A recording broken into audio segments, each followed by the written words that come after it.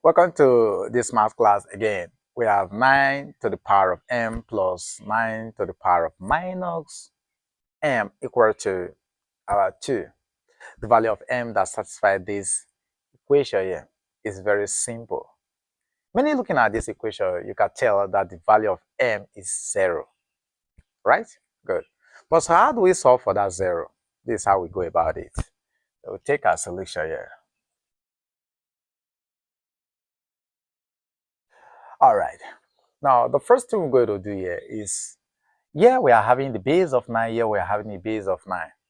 But here we are having 2 as the base number, and there's no way we can express 2 in base 9.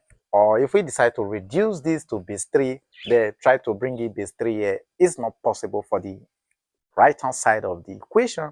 So we just have to reduce the quantities on the left-hand side of the equation to base 3. And so we can rewrite this as 3 to the power of 2, or in bracket, for the raised to the power of m, plus 3 to the power of 2 for the raised to the power of minus m. This is equal to 2. So 2 remains 2 on the right-hand side of the equation. So we look again here.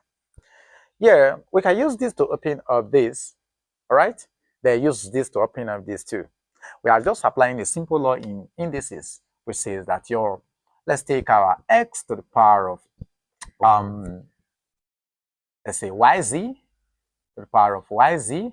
I said this is equal to your x to the power of y for that raised to the power of z, then equal to your x to the power of z for that raised to the power of y. So if it is true, then this is going to give us our 3 to the power of 2m, then plus our 3 to the power of minus 2m equal to 2. Now look at this negative exponent. I want to do away with the minus sign there. We apply another rule again, which says that your x to the power of your minus y is equal to 1 all over your x to the power of y. This is a simple rule, right? Good. So we want to bring it here. So applying it here is going to give us 3 to the power of 2m plus our 1 all over 3 to the power of 2m equal to R2. So you discover that the quantity we have here is same we have in here. Okay, so since we are having same quantity here, we can do a multiplication. In other words, we can eliminate this. That is one of the methods. But yeah, I want to do a simple substitution here. Okay, so I'm going to say here, let me take 3 to the power of 2m be equal to p. Okay, let's take it to be p.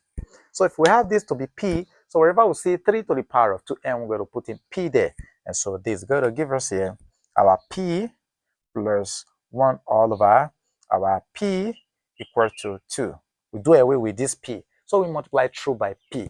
And that will lead us to our p to the power of 2, then plus 1 equal to our 2p. Move this quantity on the right-hand side to the left-hand side.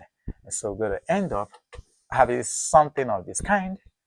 Let's roll off here. So we're going to have p to the power of 2, then minus our 2p plus our 1 is equal to 0. So what kind of equation is this? This is a quadratic equation. In other words, we are required to solve for 2 values of p from here. So what we do, we look at the constant term here. If it is something we can factorize, then we are good to go. Now, we look for the values or numbers, multiples of 1, that where we multiply 2 of them together to give us plus 1, then we add the 2 of them together to give us minus 1. And you discover that will be minus 1, right? Good. So this now have to rewrite this middle term. So we're going to have 2 to the power of 2 minus p plus 1 equal to 0. So we bracket this, we call it bracket this. We look for terms that are common to both brackets, right? Good. So the term that is common to this bracket only, rather. So this is going to give us p. There we have p here, then minus 1, then minus, what is common here is just 1. So we have here 1 into p. This minus sign, we change this plus to minus. So we have here 1 equal to 0. We take this outside and the one of them inside. So we're going to have p minus 1 bracket p minus 1 equal to 0. So we apply what is called the zero product rule, whereby we equate this to 0, we equate this to 0. In other words, look at the rule. The rule says that if you have your A times your B equal to 0, so it means that either A is equal to 0 or B is equal to 0. One of them must be equal to 0. But which of them is equal to 0, we cannot say. That's why we use the word either here, right?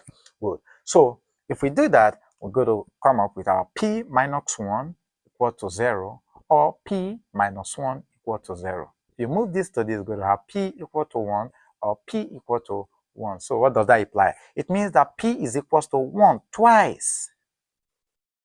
That is what it means. So if we have p equal to 1, then remember at the beginning we do not have p in the system. So let's look at the original equation. The original equation is this. What we have as the variable is m. And so how come we have p in the system now? We recall where we said let 3 to the power of 2m be equal to p. So if we bring this expression, we cannot say here, recall that our 3 to the power of 2m equal to p. So we just come here and say 3 to the power of 2m is equal to, well, p is 1, right? Good. So we can rewrite 1 as 3 to the power of 0. Remember, anything to the power of 0 will give us 1, except 0 itself and imaginary numbers. And so we can write this as 3 to the power of 0. The base numbers are the same. And so we can equate the exponents. So this is going to give us our 2m equal to 0. Being that we are looking for m, we divide by 2. And so if we divide both sides by 2, here by 2, here by 2, so automatically we're going to end up having our m is equal to 0 all over 2, which is 0, right? So let's just end it up here. So we're going to have this to be 0, yeah. All right, so this is the answer I told you at the beginning, that m is equal to 0. And if you put in 0 here, 9 to the power of 0 will give us 1. Then 9 to the power of minus 0 is equivalent to 9 to the power of 0. And 9 to the power of 0 is also 1. So 1 plus 1 will give us what? 2. And so that satisfies the original equation. So this brings us to the end of today's class. Thank you for being there. See you in our next class. Bye for now.